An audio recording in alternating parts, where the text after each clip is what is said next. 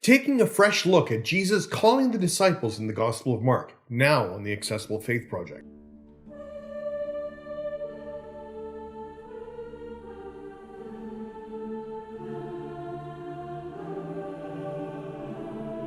Hi there, I'm John, and welcome to the Accessible Faith Project.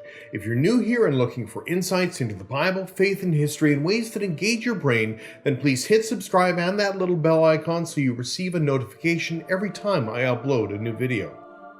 As we continue social distancing, I've been using the Accessible Faith Project to provide worship and devotional resources in addition to my educational videos.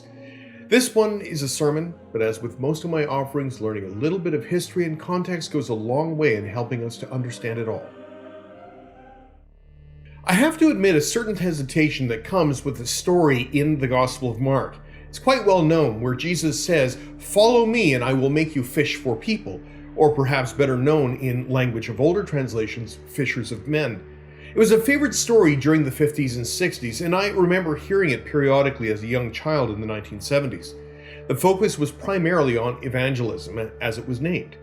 More properly, it was a text used to justify recruitment drives, and not always in an appropriate way.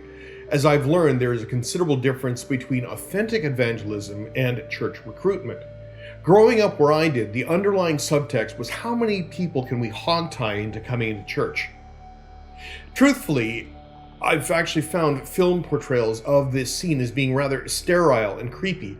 At least one film made in the 1960s, a wide-eyed, zombie-like Jesus stiffly walks up to the actors playing Andrew and Simon and says in a monotone, "Follow me and I will make you fishers of men," and then wanders off.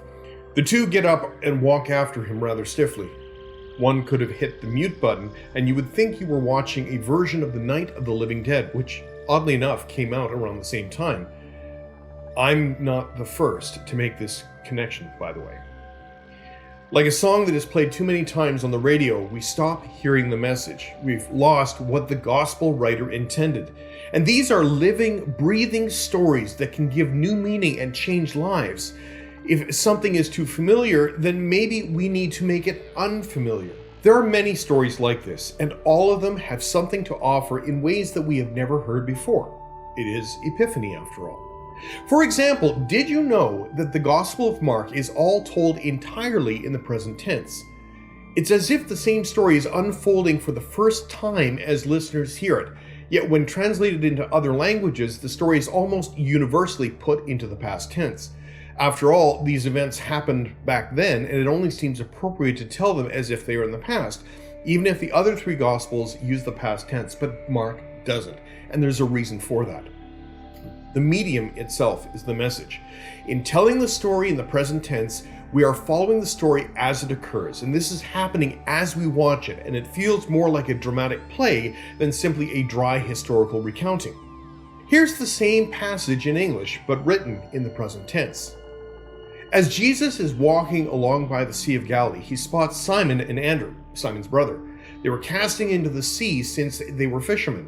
And Jesus says to them, "Become my followers and I'll have you fishing for people."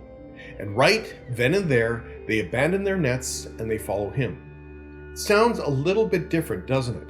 It isn't so much of seeing something in a new way as it is proclaiming something that is lost in translation. The story is unfolding as we see it, rather than a recalling of something in the past. There is a timelessness to this, bringing the story of Jesus into the present, always unfolding in front of us. Mark's use of the present tense is a deliberate choice. The medium is the message, and maybe a surprising one. It has us asking questions that we usually wouldn't if we thought we were listening to something in the past.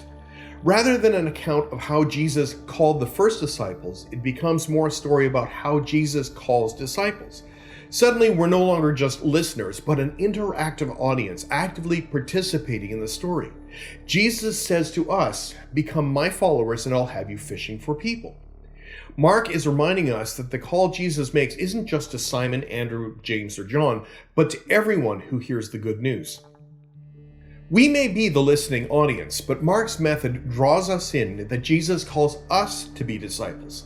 It catches us off guard because we tend to look at the back then and those people that Jesus called as the disciples and not ourselves. It's human nature to put our historical and spiritual mentors up on a pedestal, but it does not help us explore our faith. When Jesus approaches Andrew and Simon, he's not coming to well-to-do, successful members of the community. He doesn't come to those who have already figured out how things work. Jesus calls very ordinary people simply trying to eke out an existence where they are. And what is striking is how ordinary the people who follow Jesus are. Yet over time, each one will become known as a giant of the faith. Over history, each one of them will have hundreds of churches or even cities named after them. We have since built shrines to these people, hailing them as great heroes of the faith. Somewhere along the way, I think we've missed the point about what it means to be a disciple. Jesus calls ordinary people to be followers.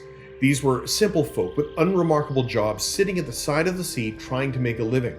He speaks to their context. He knew who they were, how ordinary they were, and yet Jesus calls them to be disciples. And at the same time, we are surprised when we think that God might actually be calling us. And maybe that says something about our faith that we need to learn to live and play out. Perhaps we need to be following those surprises. After all, following Jesus is not merely reflecting on something that happened way back when, but engaging life right now. It occupies every part of our being because God gives our lives meaning and purpose. In doing some research on this, I found a helpful reminder. The word religion comes from the Latin religio, which has a number of different translations. The translation most meaningful to me is to connect. American psychologist and philosopher William James defined religion as the attempt to be in harmony with an unseen order of things. In other words, theology attempts to describe our proper connection into a spiritual as opposed to a purely material universe. This matter of connection is what many have described as the distinction between the secular and the sacred mentality. The person with a secular mentality feels themselves to be at the center of the universe, yet they are likely to suffer from a sense of meaninglessness and insignificance because they know they are one human among 7 billion others, all feeling themselves to be the center of things, scratching out an existence on the surface of a medium-sized planet, circling a small star among countless stars in a galaxy lost among countless galaxies in a universe whose size is mind-boggling. The person with a sacred mentality, on the other hand, does not feel themselves to be the center of the universe. They consider the center to be elsewhere and other, yet they are unlikely to feel lost and insignificant precisely because they draw significance and meaning from their relationship, their connection with that center, that other. When we encounter Jesus in Mark's Gospel, especially in the way that Mark tells us, there is this real-time connection to the one who gives us meaning. God calls us to live out our own story in the light of the gospel, to be prepared to follow those surprises when, not if they happen. And I find this to be far more helpful and meaningful as a way to experience the story.